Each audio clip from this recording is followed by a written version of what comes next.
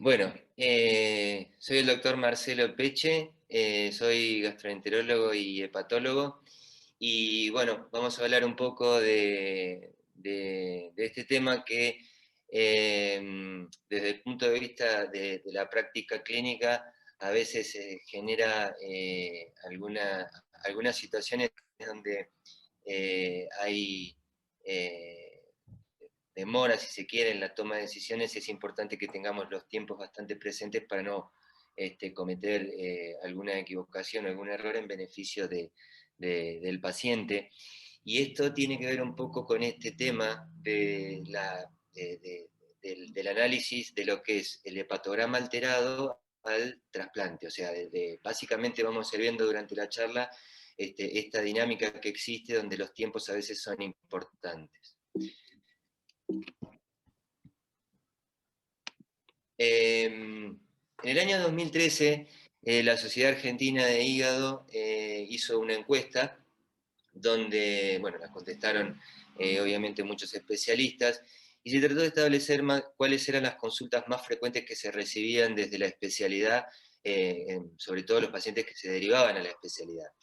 Y surgió que las consultas más frecuentes tenían que ver con pacientes que se derivaban por esteatosis por ecografía, el aumento de las transaminasas o la hipertransaminasemia, el hallazgo en estudios por imágenes de lesiones focales.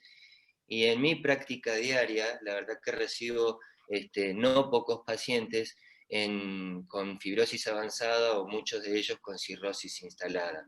Y entonces, como el tema que nos trae hoy es el aumento de las transaminasas, me parecía importante resaltar esta característica que desde el punto de vista de la especialidad tenemos en forma frecuente.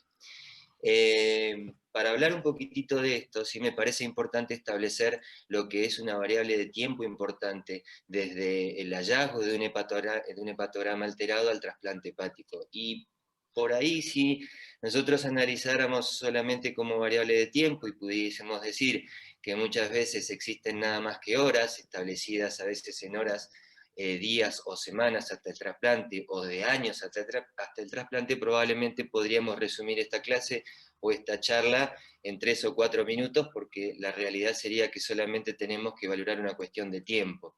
Pero la realidad es que la alteración del hepatograma se valora desde el análisis específico de un resultado de laboratorio, desde varios puntos de vista. Y así como si uno puede analizar el hallazgo de todo lo que tiene que ver con algo que marque una alteración hepatocelular, vamos a tener en el análisis del hepatograma una hepatitis. Y si analizamos lo que le pasa o lo que le puede estar pasando a los conductos biliares, esto marcado por laboratorios, por hallazgos de enzimas específicas, que ahora vamos a ver cuáles son, dentro del hepatograma, vamos a tener obviamente todo lo que tiene que ver con la alteración por colestasis.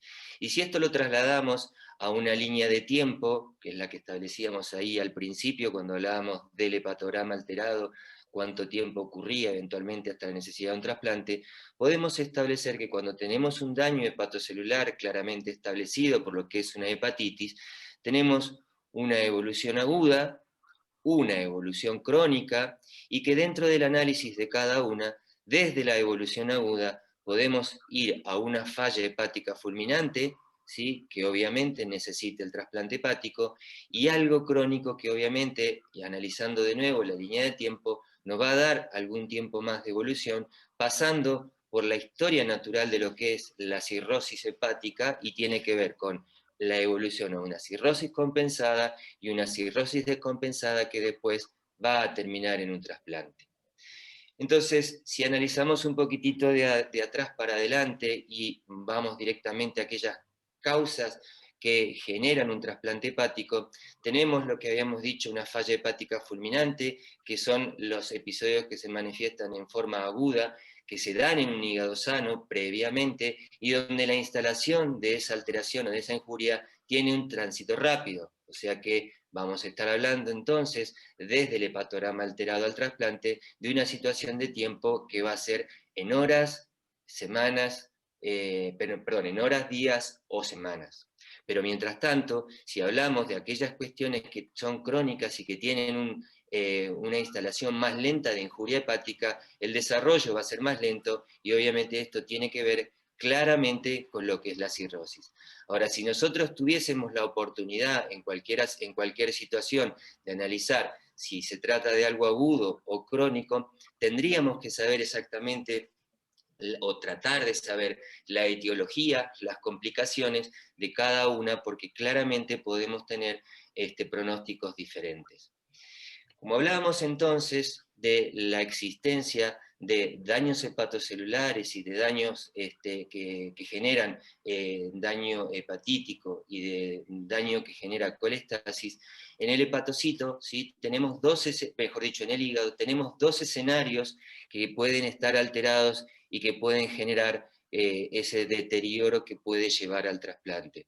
El primer escenario es el que tiene que ver con el que se da en el sinusoide hepático, ¿sí? Donde los protagonistas más importantes del sinusoide hepático obviamente es el hepatocito, y también la célula endotelial y la célula estelar, que según vamos a ver ahora, tienen participación muy importante, sobre todo en el daño crónico que hay, es decir, en lo que lleva a la cirrosis, que es algo que desde el punto de vista de la instalación de los fenómenos que generan injuria, generan un tiempo, tardan un tiempo, que paulatinamente va haciendo la aparición de la cirrosis. Y el segundo escenario es la injuria que cae sobre el dúctulo biliar y que genera colestasis. Las enzimas hepáticas es algo que todos conocemos, ¿sí? Y cuando las enzimas hepáticas están alteradas y el hepatocito es el que está dañado, o sea, donde claramente la injuria tiene un perfil hepatítico, vamos a ver que vamos a tener claramente un aumento de la TGP, un aumento de la TGO, y eso nos tiene que dar la idea de que vamos a estar ante el daño de algo que está, bueno, obviamente que recae sobre el hepatocito, y tomando en cuenta como dato importante que la TGP es una enzima citoplasmática y la TGO es una enzima citoplasmática y también mitocondrial. Por lo tanto, todo daño que me genere aumento de TGO y TGP, obviamente lo voy a traducir en algo, en un daño hepatítico. Y el perfil colestásico de la alteración es cuando el daño es específico sobre la membrana celular, y esto nos da, obviamente, el aumento de la fosfatasa alcalina y el aumento de la gamma GT, que es lo que valoramos en el hepatograma. Con respecto a las noxas, sí que recaen o que producen la alteración sobre el hepatocito y obviamente se traducen en una enfermedad hepatocelular, tenemos toda esta lista que está sobre la izquierda, donde lo más frecuente tenemos las hepatitis virales, ¿sí? Y con menos frecuencia las hepatitis autoinmune, la hepatopatía alcohólica, no tan frecuente, todo lo que tiene que ver con el daño metabólico sobre el hígado, la esteatopatitis no alcohólica y la esteatopatitis alcohólica. Hoy redefinido el término de la esteatopatitis no alcohólica en MAFLD, o sea, lo que agrega el daño metabólico, es decir, aquellos pacientes que tienen esteatohepatitis, pero donde claramente la asociación de la esteatohepatitis está con daños metabólicos. La hemocromatosis, el Wilson, la deficiencia de alfa-1 antitripsina y la hepatotoxicidad, que obviamente no es tan infrecuente. Del otro lado, todo lo que recae sobre el daño ductular, y obviamente detallado en lo que son las injurias sobre los conductos biliares, lo más importante, la colangitis biliar primaria y la colangitis esclerosante, ¿sí? La ductopenia esencial del adulto y la hepatotoxicidad. Esto son los daños o las noxas más importantes que existen en cada espacio, en cada escenario, ¿sí? Ahora, definiendo un poquitito lo que hablábamos y volviendo a esta cuestión del tiempo, ¿sí? Desde la alteración del hepatograma al trasplante hepático, en los pacientes que crónicamente tienen un daño de mucho tiempo de evolución, y esto está claramente visto por el ejemplo que da la cirrosis, ¿sí? Los pasos en el tiempo, y esto está claramente definido fisiopatológicamente por algo que vamos a ver ahora ahí adelante, tenemos el paso primario que es la cirrosis compensada, posteriormente la cirrosis descompensada, y esto va a tener que ver con un paso del tiempo que depende de la historia natural de la cirrosis, ¿sí?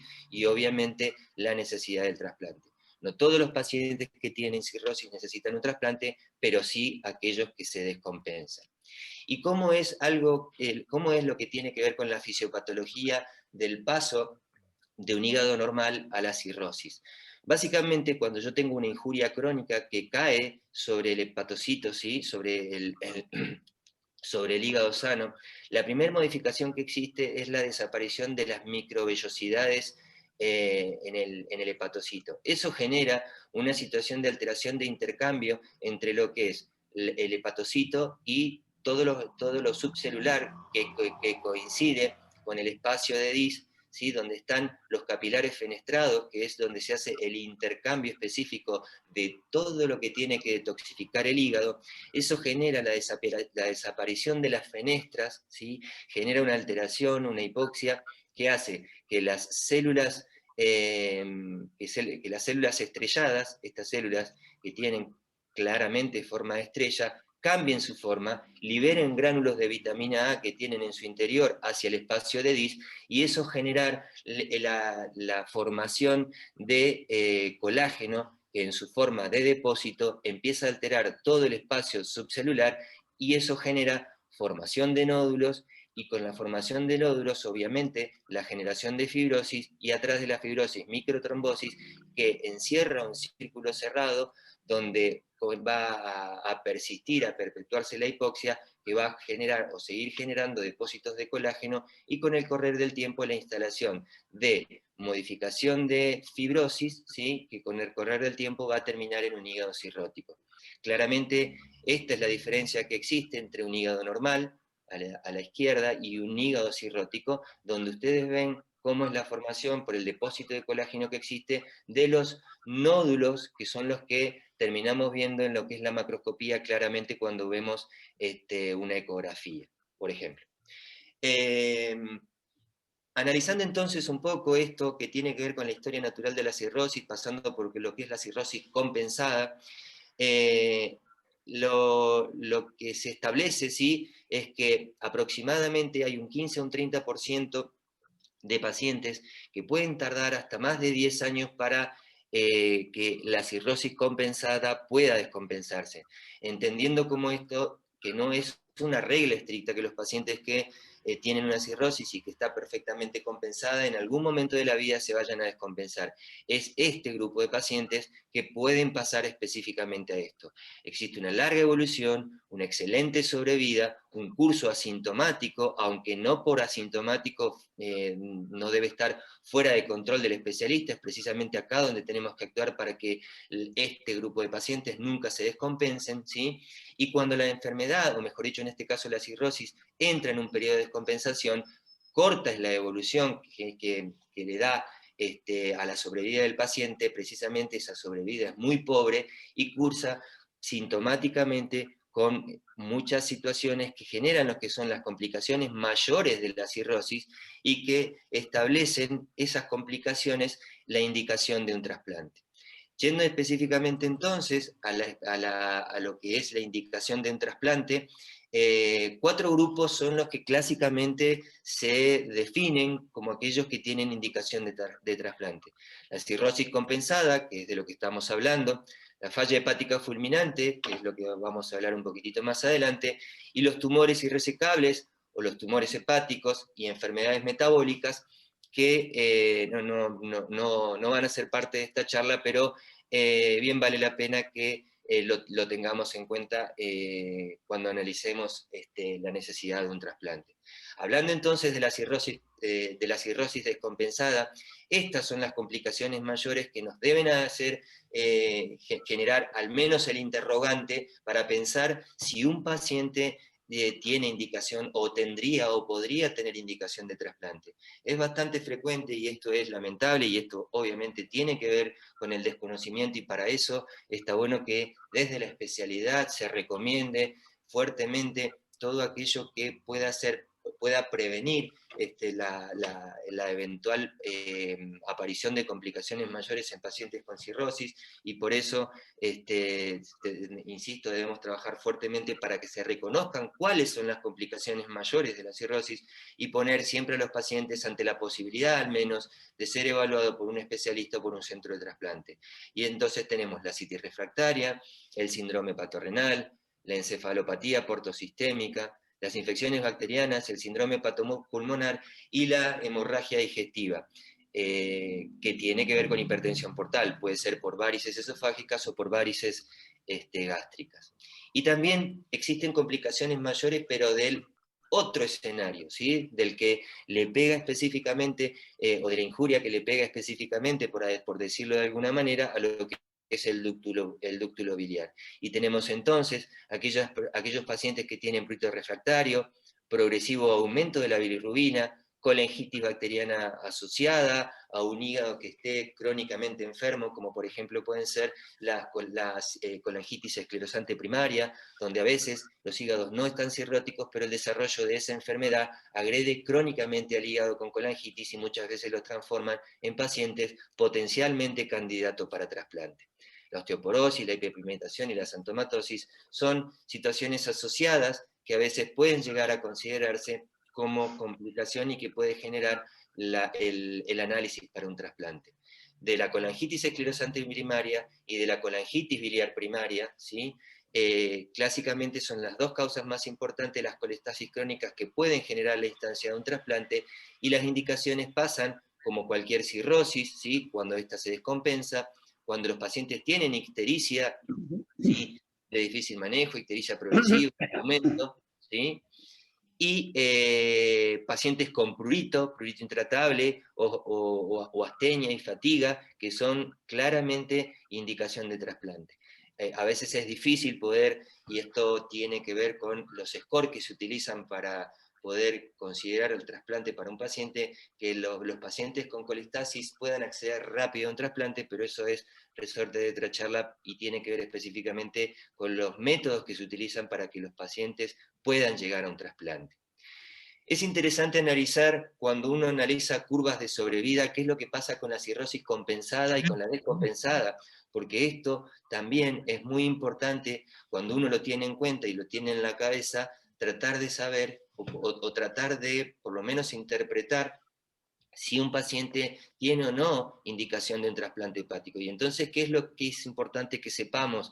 Precisamente esto, que cuando un paciente está con una cirrosis compensada, o aquel paciente que tuvo la chance de un trasplante hepático, tiene a lo largo del tiempo una mejor sobrevida que aquellos pacientes que ya han hecho una cirrosis descompensada y que están cursando con cualquiera de las complicaciones mayores, como puede ser la citis, la asitis refractaria, que en realidad es una complicación de la asitis misma, la peritonitis bacteriana espontánea o el síndrome patorrenal.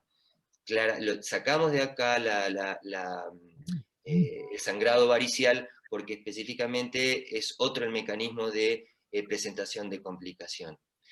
Cuando nosotros tenemos una injuria hepatocelular que lleva con el correr del tiempo a una descompensación de la cirrosis, ¿sí?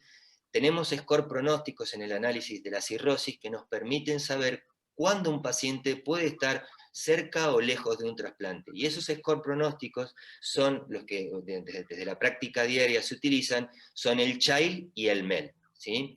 No voy a hablar específicamente de lo que es cada uno, ya lo hemos charlado en algunas situaciones, y en realidad solamente los quiero traer para que sepamos que existen estos scores y que cuando nosotros decidamos eventualmente, o por lo menos pensemos que un paciente se puede llegar a trasplantar, son variables que tenemos que tener presentes todo el tiempo, porque son números que nos van a hacer pensar a nosotros cuán cerca está un paciente de poder ser trasplantado o no.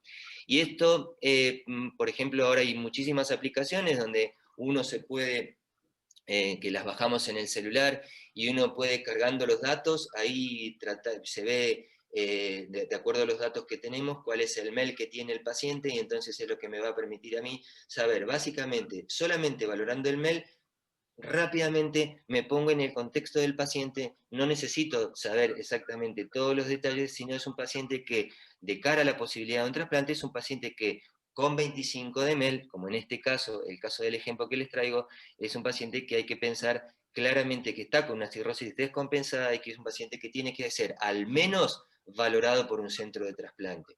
Y entonces, valorando esta situación de MEL, ¿sí? Este es un trabajo del año 2014, y vale igual para todo lo que ha venido ocurriendo hasta ahora. Esto son variables que no se han modificado. ¿Y esto qué es lo que quiere demostrar? Para que nosotros tengamos en cuenta y tengamos en la cabeza, ¿sí?, que un paciente con un MEL de 20 hacia arriba, ¿sí?, son pacientes que claramente se van a beneficiar con el trasplante hepático. Los pacientes que estén con un MEL menor de 15, ¿sí?, menor de 15, son los pacientes que en lista de espera, el trasplante no modifica su mortalidad, por el contrario, ¿sí?, tienen mayor mortalidad con el trasplante, por lo tanto, el valor de 15 es un valor que se toma como una situación de valor de corte para saber cuándo un paciente tiene que ser al menos valorado por un centro de trasplante. ¿Esto qué quiere decir? Quiere decir que si yo en el consultorio, en la práctica diaria, tengo pacientes que estoy siguiendo y que los vengo controlando, con parámetros que a mí me sitúan en un MEL de 15, son pacientes que me puedo tomar el tiempo, seguirlos controlando, son los pacientes que cursan esa cirrosis compensada de lo que hablamos al principio, y son pacientes que yo los puedo seguir sin que tenga que intervenir un centro de trasplante, porque para esos pacientes el beneficio del trasplante es mucho menor y tienen más riesgos que si siguen en lista de espera, ¿sí? Es importante que este concepto se entienda. Y entonces, analizando un poquitito cuál es la historia natural de la cirrosis compensada en su evolución a la descompensada, ¿sí? Este es un gráfico que parece complejo, pero lo voy a tratar de hacer sencillo, y en realidad es importante porque en este gráfico está lo que es el gradiente de presión venosa hepática, que es lo que nos marca cuál es la presión portal, que es la que va a terminar generando todas las complicaciones de la cirrosis, ¿sí? Cuando tengo una hipertensión portal, que es importante, cuándo voy a tener una fibrosis que va a ser progresiva, cuál es la mortalidad en el tiempo de todo lo que le va pasando al paciente y cuáles son los objetivos de cada paso. Dos o tres cosas son importantes nada más que quiero que sepan de eso, y es que cuando una presión portal está en más de 10 milímetros de mercurio, es donde empiezo a tener una hipertensión portal clínicamente significativa y donde la cirrosis compensada puede empezar a hacerse descompensada. ¿Por qué? Porque a partir de los 10 milímetros de mercurio puedo empezar a tener varices esofágicas, ¿sí? Y cuando esa presión portal pasa a los 12 milímetros de mercurio, puedo tener una hemorragia varicial, puedo tener ascitis, puedo tener encefalopatía, y claramente eso es signo de que ya lo que era compensado es descompensado, y entonces ese paciente baja de una mortalidad al año que era de 1 a 3% en el contexto de una hipertensión portal que era hasta 10, a más de 12, pasar de 10 a 10 a 20% de mortalidad al año, y eso ya cambia el pronóstico del paciente. Además está decir que cuando estas complicaciones, ¿sí?, se transforman en la posibilidad de que aparezca una hemorragia varicial recurrente, una citis refractaria, un síndrome patorrenal, una hiponatremia o una encefalopatía recurrente, ¿sí?, esto se establece desde el punto de vista de la cirrosis descompensada como descompensación de una descompensación, ¿sí?, o descompensaciones ulteriores, y fíjense, modifica significativamente la mortalidad de los pacientes al 60%. Entonces son estos pacientes los que, cuando yo voy viendo en el transcurso de la historia natural de la vida de esa cirrosis, que fue modificando su presión portal, que fue modificando su situación clínica de compensada a descompensada, que fue modificando la posibilidad de la mortalidad en el tiempo, ¿sí?, son esos pacientes a los que la consideración del trasplante es importante para que yo le mejore la sobrevida. Entonces, volviendo un poquitito a lo que son los 4 grupos que habíamos visto de la indicación del trasplante, vamos a hablar ahora de lo que es la falla hepática fulminante. Y volviendo a la línea de tiempo que habíamos establecido al principio, ¿sí?, la posibilidad desde la alteración del hepatograma a la necesidad del trasplante, en este caso, muy diferente a lo crónico que habíamos visto en la cirrosis, ¿sí? Pueden ocurrir de horas, ¿sí? Establecidos en días o semanas, y esto significa la necesidad de un trasplante en el corto plazo. ¿Y esto por qué ocurre? Porque puedo tener la instalación progresiva de una hepatitis aguda, que de eso se trata, en principio la instalación de una injuria que rápidamente puede producir una alteración de transaminasas A por 10, 15 del valor normal, ¿sí? Esto es injuria que cae, como habíamos visto al principio, sobre el hepatocito, ¿sí? sobre el escenario donde está el hepatocito, el espacio de DIS, ¿sí? Y obviamente producir un daño hepatítico.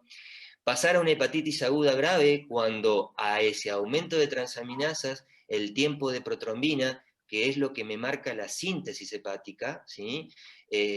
Cae a menos del 50%, o un RIN se establece en más de 1,5, o si tuviese la posibilidad de medir un factor 5, algo bastante difícil para nosotros, porque de hecho no se hace y cuesta que en muchos lugares se haga. Esto claramente traduce a lo que le está ocurriendo al paciente, es el paso a una hepatitis aguda grave. Y más todavía si a esto se le agrega la instalación de una encefalopatía, lo cual nos pone en definición de falla hepática fulminante, y obviamente el paso a la necesidad de un trasplante hepático se torna en una necesidad de horas para que el paciente logre tener una adecuada sobrevida. Estos son datos nuestros, datos de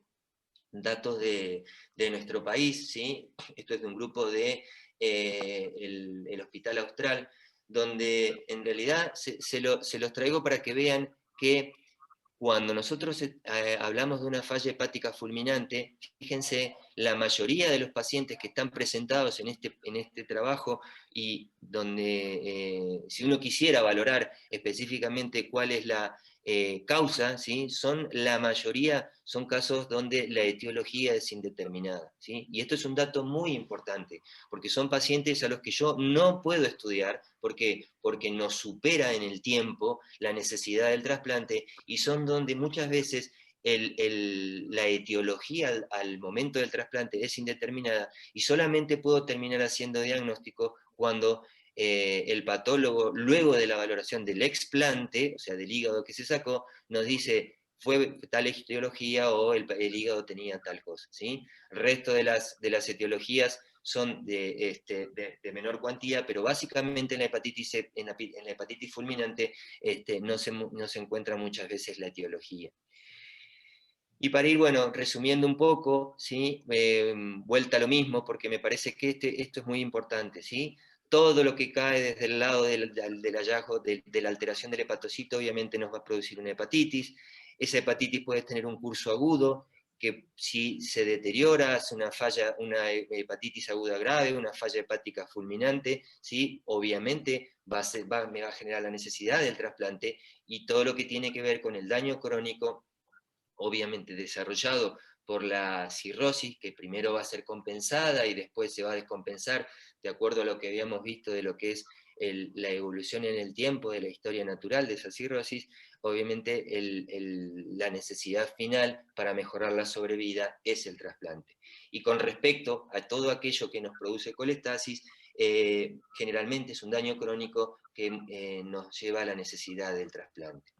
Con respecto al tema del trasplante, ha variado muchísimo, ¿sí? Y el trasplante en sí es un tema que nos llevaría bastante tiempo poder desarrollarlo con detalles que al día de hoy son importantes para que uno los tenga presente desde que encuentra, sobre todo un daño crónico en el hígado, ¿sí? Pero bueno, avances en la técnica, ¿sí? En la técnica quirúrgica, avances en lo que es el manejo de los inmunosupresores y la mejora de los cuidados perioperatorios, ya sea en el preoperatorio y en el posoperatorio, han mejorado muchísimo la sobrevida en el post-trasplante. El tratamiento de las enfermedades hepáticas avanzadas o del fallo hepático agudo ha sido ampliamente resuelto por la mejoría de todo esto. Hay un dato muy importante, ¿sí? Y que tiene que ver con que cuando uno habla de trasplante, hasta el día de hoy, a veces se sigue escuchando, ¿y cuándo me va a tocar a mí? ¿Cuándo va a ser mi lugar en la lista? Y en realidad lo que tenemos que tenemos que dejar, o lo que tenemos que manejar nosotros con tranquilidad, es que si existen principios éticos, y si uno se basa en estos principios éticos, la asignación de órganos siempre la vamos a tener lo más clara posible. Y entonces los principios que hoy se manejan, ¿sí?, son los principios de justicia, básicamente, y de utilidad. Los principios de justicia son aquellos que hablan de que hay que adjudicar los órganos prioritariamente a los más enfermos, ¿sí? Y para eso yo tengo herramientas. Tengo el child, tengo el male, que me sitúan de acuerdo a las características clínicas que tiene el paciente para saber si un paciente debe trasplantarse rápido o no, ¿sí? Esto que yo les mencionaba, de aquellos pacientes que tengan un MEL menor a 15, son pacientes que pueden permanecer en lista de espera, donde esa permanencia no va a aumentar su mortalidad, pero aquellos que sí superen los 15, entre 15 y 20 y obviamente más, son pacientes a los que voy a tener que considerar que ante la presencia de complicaciones que me aumenten su número de MEL, los voy a tener que catalogar de pacientes más enfermos, y eso se toma como justicia, ¿sí? Obviamente son los pacientes que tienen riesgo de morir, son los que mayor se beneficiarían. Ahora, también es cierto que los pacientes demasiado enfermos son los que tienen menor sobrevida, y eso es un dato importante también analizar. ¿Qué tiene que ver? ¿Qué es lo que significa el concepto de utilidad? ¿Sí? El paciente que está lo suficientemente mal como para requerir un hígado nuevo, ¿sí?, y lo suficientemente bien como para tener un mínimo riesgo y una mayor sobrevida posible. Acá se instala, ¿sí?, lo que analizábamos un poco en el trabajo donde yo les mencioné la valoración del MEL para establecer bien dónde estamos, ¿sí? Y entonces, la valoración de la justicia versus la utilidad nos pone en un balance donde la sobrevida y la mortalidad de sobrevida al año, ¿sí?, es de 80%, y a los 5 años de 50% si uno hace un adecuado balance, ¿sí? De esta manera lo que hacemos es evitar la futilidad, es decir, tratamos de evitar trasplantar a aquellos pacientes que no se vayan a beneficiar con el trasplante. ¿Cuáles son los errores más frecuentes que a veces vemos en la práctica diaria también? Es que muchas veces se puede demorar la derivación a un centro de trasplante hasta que un paciente cumpla criterios de trasplante. Es decir, cuando yo los vea con que ya tengo la encefalopatía en el caso de la falla hepática aguda, o cuando ya no pueda tratar las complicaciones de los pacientes con cirrosis descompensada. Y eso no está bien. Eso es algo que vamos a estar haciendo de que el paciente llegue tarde, al menos a la posibilidad de una evaluación. ¿Y esto por qué? Porque derivar no es lo mismo que listar y no es lo mismo que trasplantar. Es decir, yo puedo derivar un paciente donde después el centro donde yo lo derive va a decidir si se tiene que listar, y después de estar en lista, el mismo paciente, el mismo centro va a decidir si se tiene que trasplantar. ¿Por qué? Porque hay pacientes que se pueden derivar, que se pueden listar de acuerdo a al curso de la historia natural de lo que el paciente está teniendo en el contexto de una cirrosis descompensada, por ejemplo, pero que si por ahí, y esto tiene que ver con el tratamiento de muchas etiologías que pueden llevar a un paciente al trasplante, si yo logro controlar esas etiologías, y si yo logro hacer de que ese paciente se recompense, puede ser que nunca lo trasplante. Ahora es importante tener en cuenta también que el tratamiento específico siempre debe hacerse en una unidad de trasplante. Y lo que yo tengo que tratar es de que el paciente, si le encontré una causa que perfectamente puede tratarse, pero que el paciente está haciendo una falla hepática fulminante, por ejemplo, ese tratamiento se debe hacer en la unidad de trasplante, porque si el tratamiento no es efectivo o estoy llegando tarde a ese mismo tratamiento, el paso siguiente del paciente es el trasplante, ¿sí? Básicamente es eso. Esperar a tener un diagnóstico también a veces retrasa mucho, ¿sí?, lo que yo voy a, la posibilidad de sobrevida del trasplante, ¿sí? Pocas entidades a veces son tratables, y esto es importante también saberlo, sobre todo cuando está instalada una falla hepática fulminante, ¿sí? Y creer que es una acción desacertada. Derivar un paciente que finalmente no se trató también es un error frecuente. Acá lo importante y lo que tenemos que tener claro es que el paciente que vamos a estar derivando para un trasplante es el paciente que está yendo a la posibilidad de una falla hepática fulminante o el paciente que ya tiene complicaciones de la cirrosis. Insisto en esto, si después el paciente se recompensa y no es necesario trasplantar, no tengo que tener la sensación de que la derivación fue una acción desacertada, porque si hubiese sido lo contrario, obviamente el paciente hubiese perdido la chance de sobrevivir. El timing del trasplante entonces es importante y el momento de la historia natural de la enfermedad donde el beneficio de reemplazar al hígado enfermo es máximo, ¿sí? Eso es el timing del trasplante, o sea, saber que yo tengo que derivar al paciente donde yo sepa que el beneficio que va a tener el paciente con el trasplante va a ser mucho mayor que si obviamente no se trasplanta. Hablando dos palabras de lo que es las contraindicaciones para el trasplante, porque hasta ahora hemos venido diciendo exactamente o hablando en pro de la necesidad de un trasplante, y tenemos contras también que obviamente en el momento de una derivación tenemos que saber, y el alcoholismo y la drogadicción activa son en algún aspecto contraindicación, los trastornos psiquiátricos, los tumores extendidos, los tumores, el tamaño tumoral, o compromisos vasculares, sobre todo esto hablando específicamente de los tumores hepáticos con compromiso o invasión de la vena porta, el cáncer de origen extrahepático, el fallo multiorgánico en los pacientes que hacen sepsis, ¿sí? Los cirróticos son pacientes inmunocomprometidos, por ejemplo, y bueno, pueden tener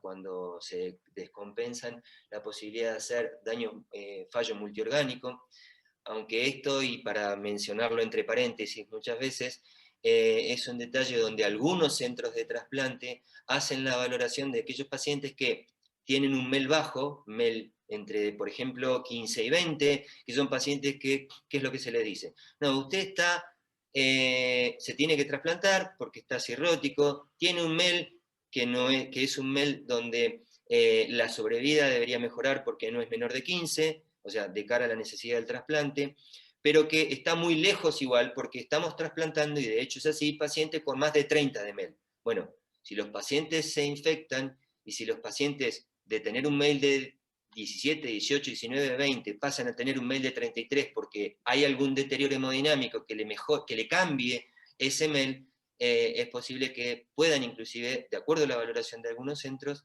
de trasplantarse, ¿sí? Porque le cambia la categorización del MEL. La falta de contención familiar social y familiar es importante. Todos los centros de trasplante tienen servicios, tienen una valoración específica para considerar la situación social y familiar del trasplante, del paciente, que es un dato donde muchas veces se apoyan para saber si un paciente se puede trasplantar o no. Y obviamente comorbilidades como enfermedad cardiovascular y pulmonar severa, ¿sí? Para ir terminando y en conclusión, es importante el alerta en pacientes con hepatitis agudas y caída del TP, porque los tengo que tener ahí con esa luz roja prendida, de pensar que son pacientes que pueden evolucionar a una falla hepática fulminante. Contactarnos con un centro evaluador de trasplante hepático en pacientes con insuficiencia hepática, ¿sí? Ya sea una insuficiencia hepática aguda, y esto tener que ver con lo que mencioné antes, o aquellos pacientes que tienen insuficiencia hepática que se traducen en una cuestión crónica, como puede ser una cirrosis descompensada, y de acuerdo al score pronóstico que utilice, ya sea el MEL o el CHILD, si yo valoro que tienen un patrón en la valoración del CHILD o el MEL de cirrosis descompensada, son pacientes que tengo que poner en contacto con un centro evaluador, hacer en la práctica diaria el seguimiento de pacientes cirróticos con screening periódico de esas posibles complicaciones, saber si un paciente tiene un hepatocarcinoma, si un paciente tiene ascitis, si un paciente tiene alguna complicación desde el punto de vista de lo que yo pueda considerar, y que me pongan en la pista de que ese paciente pueda necesitar ser derivado, ¿sí? Y insistir en esto que hablábamos recién, de que derivar de más no debe ser considerado un error. Bueno, creo que terminé. Sí, nada más. Muy bueno. Bien, muy lindo. Tu exposición. A ver cómo dejo de compartir. Dejar de compartir. Ahí está. Sí, me pareció que tenía alguna diapo más, pero ahí terminé. Marcia, hay un par de preguntas. No sé si la estás leyendo. A ver. La pregunta dice, ¿cómo deberíamos enviar, o mejor dicho, complementar vacunas para ganar tiempo? Comentarios.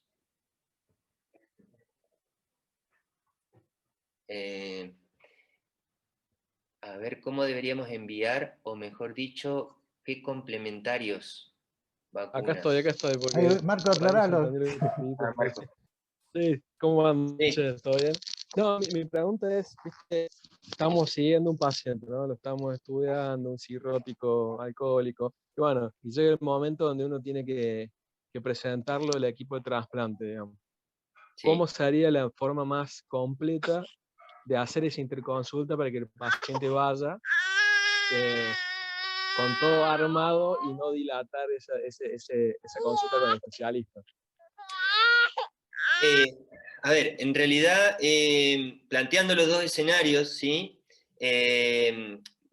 Digamos, el de la falla hepática fulminante claramente es, nada, lo derivo porque tengo el paciente con caída de síntesis, TP bajo, factor 5 si lo puedo medir, paciente que tiene una insuficiencia hepática aguda grave o una hepatitis aguda grave, ese paciente no necesito más que eso para derivarlo. El paciente que vos particularmente contás, ¿sí? Es el paciente donde la necesidad de una evaluación para el trasplante tendría que pasar, lo primero, por el cálculo de MEL que yo le hago, ¿sí? Si yo tengo un paciente con un MEL bajo, menos de 15, como había mencionado, o un child A, 5 o 6, son dos parámetros que yo tomo para instalarme en el pensamiento de que es una cirrosis compensada, ¿sí? La cirrosis compensada está dentro de ese tiempo que yo mostré, donde puede pasar hasta muchísimos años, 15 años, 20 años, ¿sí? Donde si el paciente nunca tuvo una injuria que hizo la progresión a su descompensación, puede estar perfectamente y es un paciente que no necesita nada. En realidad, necesita, si uno tiene el diagnóstico de la cirrosis, irlo controlando, ¿sí? Cada 6 meses con laboratorio y ecografía y cada 2 años al menos con endoscopía para saber si ese paciente evoluciona una complicación de un hepatocarcinoma o de varices esofágicas, ¿sí? Que son dos situaciones con las que yo puedo intervenir más allá del tratamiento de la causa de la cirrosis, si es que puedo hacerlo, para que ese paciente no pase a tener una cirrosis descompensada. Ahora, si tengo un paciente que ya instaló en su evolución, es decir, en la historia natural de su cirrosis, alguna complicación de las que mencionaba, ¿sí? Hemorragia digestiva, citis, básicamente eso, y más todavía, si instaló una complicación de esa complicación, ¿sí?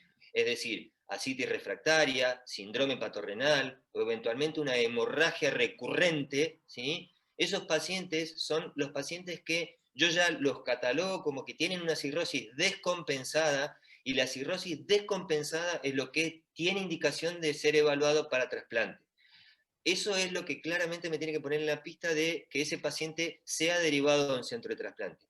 Ahora, yendo específicamente a saber qué tan prolijo sería mandar un paciente a un centro de trasplante para que en el centro de trasplante no le hagan absolutamente nada más que enlistarlo en la lista de espera, en realidad podríamos hablar bastante, ¿sí? Porque hay situaciones que tienen que ver con todos estudios cardiovasculares, hepatopulmonares, ¿sí? El estudio obviamente de que sea si tiene varices o no, y si están tratadas, si hizo ascitis y cómo está el tratamiento de esa ascitis, ¿sí? Pero básicamente, ¿sí? lo que hace siempre el centro de trasplante es reestudiarlo todo al paciente. Concretamente, de lo básico que uno debería mandar, ¿sí? Es, primero, lo que siempre se le hace a cualquier paciente con una enfermedad crónica del hígado es saber si está inmunizado para hepatitis A y hepatitis B, ¿sí? Lo segundo es que no lo mande con un cáncer puesto, es decir, tenerlo por lo menos con ecografías y sobre todo ecodoppler que me diga que no tiene un hepatocarcinoma, ¿sí?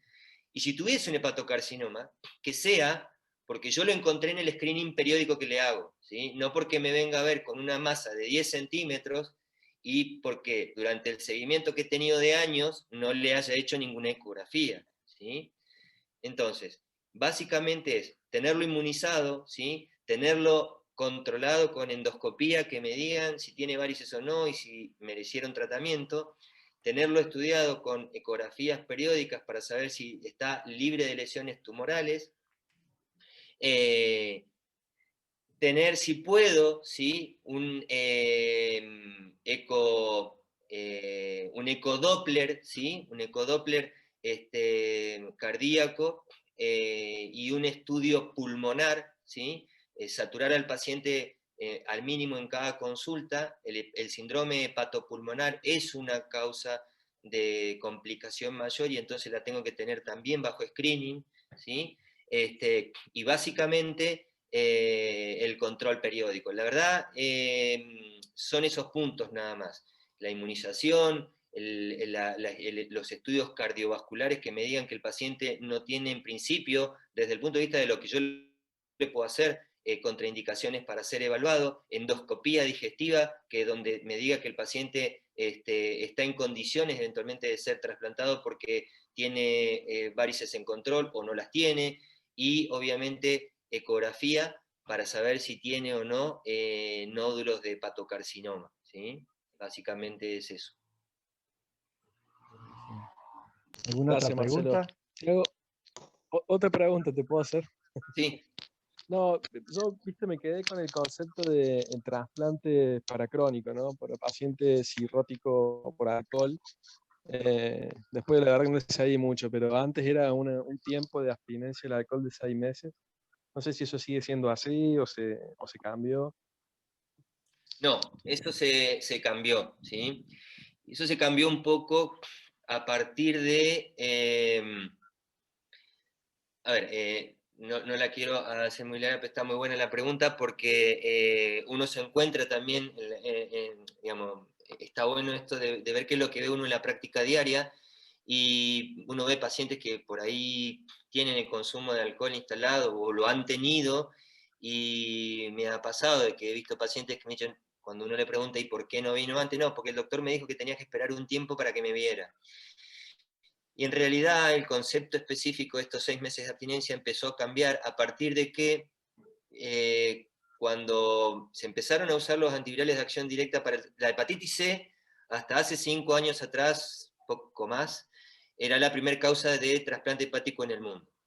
Con el desarrollo de los antivirales de acción directa, que tienden a hacer la erradicación viral y la curación definitiva, empezaron a disminuir los pacientes que se trasplantaban de hepatitis C, no porque desapareciera la cirrosis por el virus C, sino que al desaparecer la noxa que hace que los pacientes evolucionen a una complicación, empezaron a salir muchos pacientes de lista, bueno, muchos no, pero empezaron a salir pacientes de lista porque el control de la etiología, el control de la infección hacía que esos pacientes a lo mejor quedaran cirróticos, pero nunca hicieran complicaciones, ¿sí? Entonces, ¿qué se empezó a ver? Se empezó a ver que se empezaron a trasplantar más los pacientes que tenían esteatohepatitis no alcohólica. Entonces, la pregunta que surgió es, si yo no estoy trasplantando a los pacientes alcohólicos porque la considero una enfermedad autoinfringida y necesito que ese paciente esté medianamente bien de su psiquis para que al menos considerar los 6 meses de abstinencia, es decir, que no esté tomando durante 6 meses, es decir, que haya controlado esa abstinencia, ¿sí?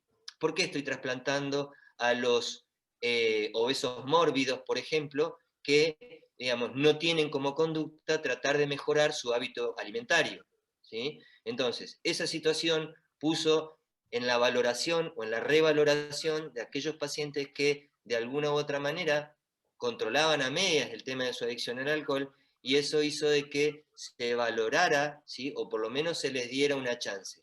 Hoy en día, al paciente que es cirrótico alcohólico hay que mandarlo a evaluar. La consideración del trasplante o no la hace el centro de trasplante, pero son en definitiva los que terminan decidiendo si son pacientes trasplantables o no. Porque, por ejemplo, si son pacientes que tienen una condición social aceptable y una contención familiar aceptable, con compromiso obviamente de la familia para que se pueda trasplantar, hoy en día esos pacientes se trasplantan.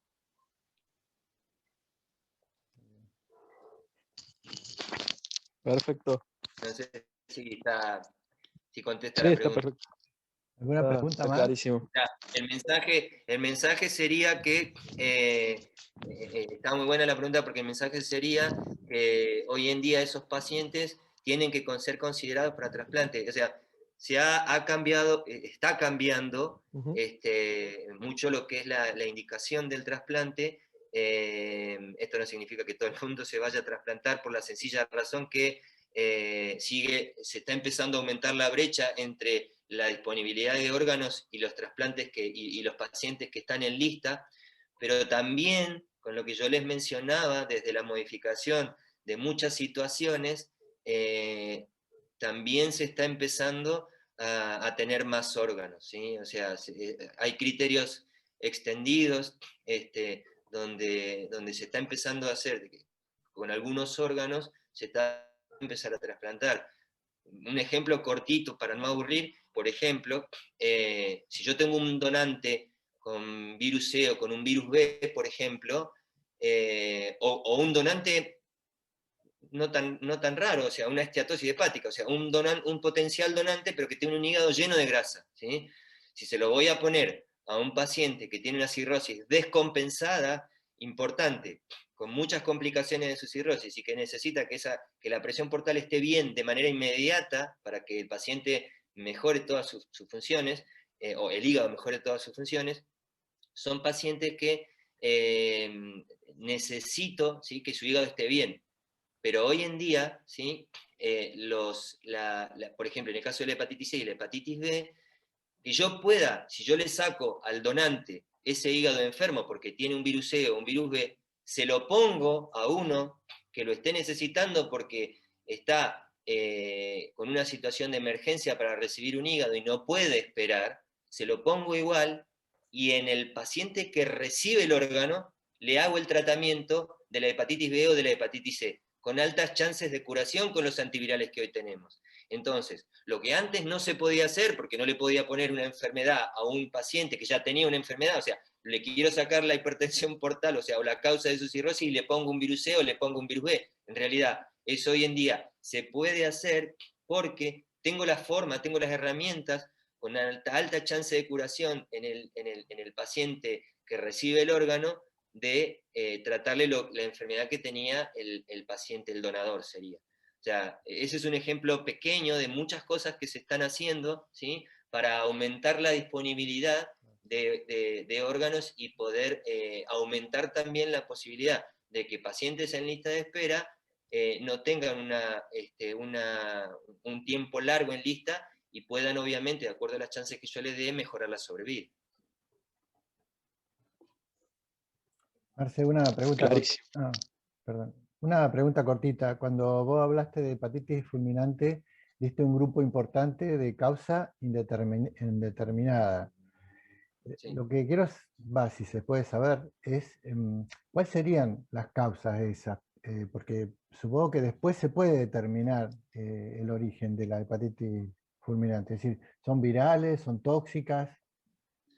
Mira, hay estudios, ¿sí? Y hay estudios que han llamado bastante la atención porque en los explantes se vieron hígados con bastante compromiso de tipo inmunológico. O sea, parecería que todos esos pacientes que llegan a la necesidad de un trasplante por un fallo hepático fulminante y que se toman como indeterminadas, han tenido bastante, desde el análisis histológico del explante, datos que sugieren la posibilidad de cosas de etiología Componente. inmunológica. Mirá. ¿Alguna pregunta más? Yo te consulto otra cosa, porque tenemos muchos pacientes, la verdad que son muchos los pacientes que vemos habitualmente.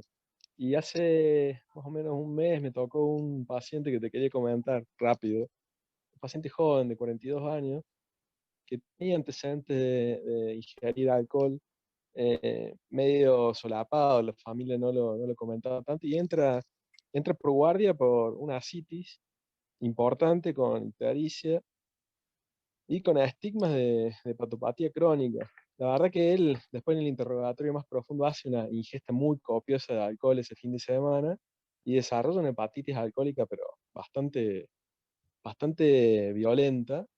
Y la verdad que el paciente evolucionó muy mal en muy poco tiempo y fallece a las 2 semanas sin ninguna chance de nada prácticamente. Nosotros lo derivamos igual a un centro de más complejidad, pero yo le estuve haciendo el seguimiento y yo lo que noté ahí, no sé si era una apreciación mía, pero esto es lo que vos decías antes, ¿viste? Del estigma del alcoholismo, como que el señor no tuvo todas estas instancias ni estas chances que por ahí podría haber tenido una persona de 42 años, ¿no? A mí me dejó un poco medio choqueado porque era un tipo que trabajaba todos los días, que está bien, tenía un problema evidentemente con la bebida, y en esta ingesta copiosa aguda que hace le termina falleciendo. Sí, a ver, hay una, en una idea, pues yo no lo mencioné, digamos, porque por ahí no venía el desarrollo de la charla cerca del principio. Yo hablé de lo que es la falla hepática aguda fulminante y lo crónico que tenía que ver con la cirrosis.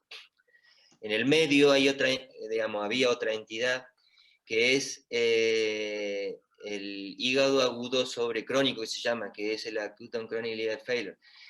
Eso, digamos, los pacientes que hacen una fibrosis avanzada por este daño crónico que hacen y que obviamente la fibrosis avanzada termina siempre en una cirrosis. Cuando la cirrosis está, digamos, compensada o inclusive a veces compensada, cuando hay una injuria aguda en ese hígado que ya está enfermo previamente, ¿sí? Se desarrolla esto. O sea, es un daño agudo sobre algo crónico. Y el tratamiento que tengo que hacer de eso, que sería lo que fue la instancia final de ese paciente, ¿sí? Es de aquello que hizo que se descompensara aún más su cirrosis. Y probablemente por lo que vos me contás, evidentemente el tema de la injuria aguda que hizo en ese momento, que me entiendo puede haber sido una hepatitis aguda alcohólica, es lo que obviamente hizo el deterioro. Ahora, la pregunta es, digamos, si antes se podría haber hecho algo por el paciente, porque si ese paciente ya llegó con la citis, por ejemplo, es un paciente que ya al menos la cirrosis obviamente ya la tenía, porque en este caso la citis es la complicación del daño crónico de mucho tiempo. A veces es muy difícil poder establecer si uno podría haber hecho algo más por el paciente cuando uno no tiene los datos suficientes de todo lo previo, digamos, y ver si en algún momento a alguien se le pasó el detalle de que el consumo de alcohol del paciente podría haber generado la historia de una cirrosis, ¿sí? Yo algo que hago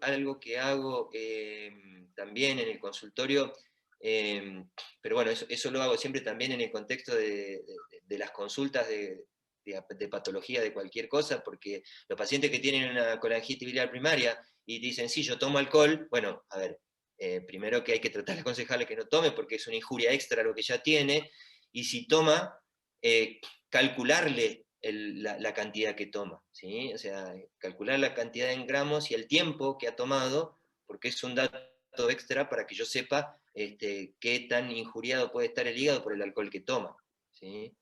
Entonces, por ahí en ese paciente, la consulta de poder haber tratado de caracterizar bien la cantidad de alcohol que tomó en su historia, hubiese rápidamente, con eso uno se pone en la instancia de ver el momento en el cual está conociendo al paciente Entonces, si yo sé que un paciente que consumió más de 40 gramos por día después de 15 a 10 años, ¿sí? Yo tengo que pensar mínimamente que es cirrótico. Y entonces, si yo pienso que es cirrótico, ya pienso que en cualquier momento puede tener cualquiera de las complicaciones que ya conozco. Entonces, estar alerta que cualquiera de esas complicaciones es necesario conocerla lo más pronto posible, o por lo menos tenerlo estudiado, digamos. Pero a veces cuando ya el paciente llega con la complicación, lo único que nos queda es hacer lo que podamos para el manejo de la complicación, y si es un paciente que tiene chances, derivarlo para ver si se puede trasplantar. No creo que, por como vos me contás el caso, no creo que se hubiese podido hacer nada más que ir tratando las complicaciones hasta ponerlo más o menos en condiciones de que se pueda considerar el trasplante. Marce, ahí hay una pregunta de Lucre, no sé si la estás leyendo o te la leo. Paciente que consume alcohol y droga que presente hepatitis aguda grave, sin enfermedad crónica de base. La adicción a sustancias contraindica su derivación a urgencia, pensando en las contraindicaciones del trasplante. En realidad, si hay que ver cuál es el tipo de adicción a drogas que tiene, lo del alcohol no, por lo que había mencionado antes, y en relación a la adicción a drogas, muchas veces hay que consultarla con el centro de trasplante. Esto se hace, obviamente, levanto el teléfono, tengo tal paciente, tiene tal adicción a drogas, tiene tal contención familiar, y el paciente y el centro de trasplante muchas veces es el que termina viendo si se puede trasplantar o no. Bueno, no sé si hay alguna pregunta más. No, más que nada, Marce está al tanto, está de vacaciones por ahí, lo hinchamos a cada rato por esta paciente, que justamente la que seguramente pregunta Lucre, que tenemos ahora en fase aguda, grave, y que, bueno, consume marihuana en el caso de esta paciente, joven, 48 años, y alcohol también. Así que estamos esperando. Yo no sé cuánto uno espera, supongo que vamos a seguir insistiendo. O sea, seguimos cada día con esto, estamos en espera de ver la respuesta del Sí, centro a de ver, trasplante. Mari, esa paciente, bueno, cuento un poquitito el resto. A ver, corregime la edad, 48 ¿es? Sí, sí, 40, exacto. Esa. 48 años, con laboratorio y evolución clínica de una insuficiencia hepática aguda grave, sin respuesta a vitamina K, con lo cual hablamos, bueno, y con antecedente de consumo de alcohol,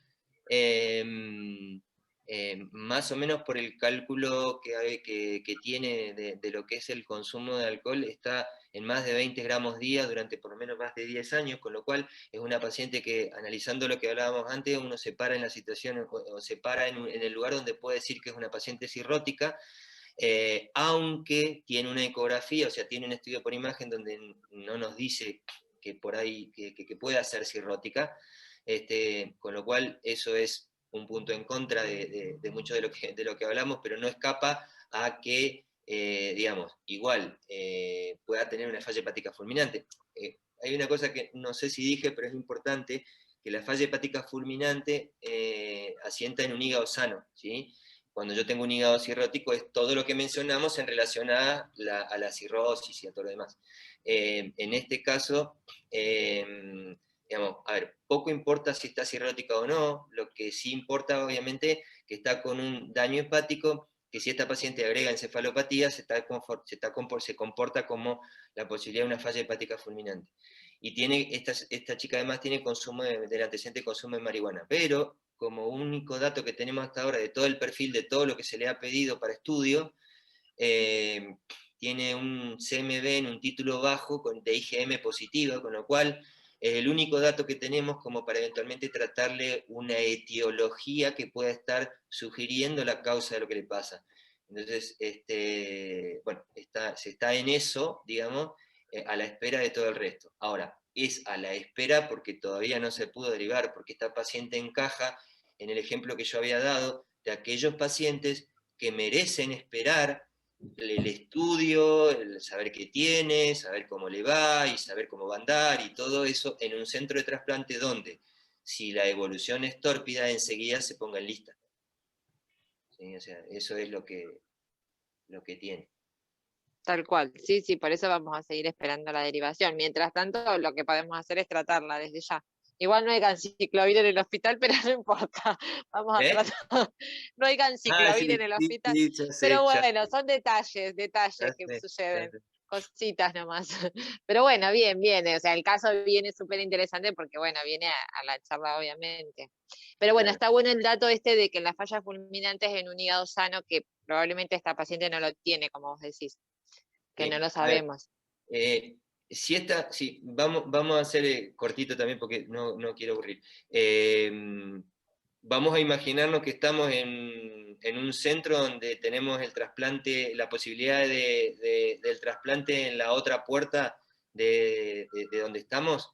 Esta es una paciente que obviamente se le hace igual todo lo que hicimos nosotros, o sea, se le piden marcadores virales, se le pide marcadores de autoinmunidad, se le pide perfil para estudiar hierro, se le pide perfil para descartar CMV, Epstein-Barr y citomegalovirus, herpes, CMV y Epstein-Barr. Se le hace eso, ¿sí? Y además se le hace una biopsia transyugular, ¿sí? Porque cuando yo voy teniendo todo eso y es negativo, me ayuda mucho el estudio histológico, ¿sí? Porque el estudio histológico también me da, independientemente de que me pueda dar algo etiológico, también me va a decir qué tanta injuria tiene el hígado, ¿sí? Por lo general, los pacientes que tienen una falla hepática fulminante, cuando uno los puede biopsiar, tienen lo que se llama o se describen como necrosis masiva, necrosis submasiva de los hepatocitos, ¿sí? Esto es algo bastante específico del análisis de la histología. Pero cuando yo tengo una necrosis submasiva, ese paciente, yo ya sé que ese hígado no se va a recuperar, y son pacientes que se tienen que enlistar, ¿sí? No se pierde tiempo en realidad en eso, ¿sí? Igual eso ayudaría, pero bueno, obviamente no la podemos derivar y entonces esto dificulta un poco. Hace poco nos pasó también en el HOSPI, los chicos conocen el caso, pues ya lo hemos discutido también en el hospital, una paciente que hizo una hepatitis aguda grave por una hepatitis autoinmune, pero el diagnóstico lo tenemos a partir de la mejoría que tuvo con el tratamiento empírico con corticoides. Esa paciente no se pudo trasplantar, perdón, no se pudo biopsiar. Está en plan de biopsiarse porque además tiene colelitiasis, entonces cuando se haga la colecistectomía probablemente se vaya a biopsiar el hígado, pero se pudo hacer el diagnóstico con marcadores serológicos de autoinmunidad y con sospecha, utilizando los criterios específicos para hepatitis autoinmune y además haciendo el tratamiento con corticoides y la respuesta fue evidente, así que se asumió como tal. Bueno, esa paciente, ¿sí? También es una paciente que estuvo a muy poquito de también plantearse la derivación y derivarse, y que todo lo que tuviese que esperar, lo esperara en un centro de trasplante, porque la realidad era que no mejoraba para nada la situación de su capacidad de síntesis hepática. Entonces, son los pacientes que de la teoría a la práctica, ¿sí? Son muy difíciles de manejar, es la realidad, porque no los podemos derivar, y muchas veces tenemos que terminar haciendo lo que podemos, a veces sentido común y a veces caminar ahí medio por la cuerda floja esperando hasta último momento a ver qué hacer con el paciente, porque no tenemos manera de poder o derivarlos temprano o poder terminar de estudiarlo. O como en el caso de esta paciente, hacerle un tratamiento que en principio parecería lo más aproximado posible a lo que podríamos estar tratando ahora.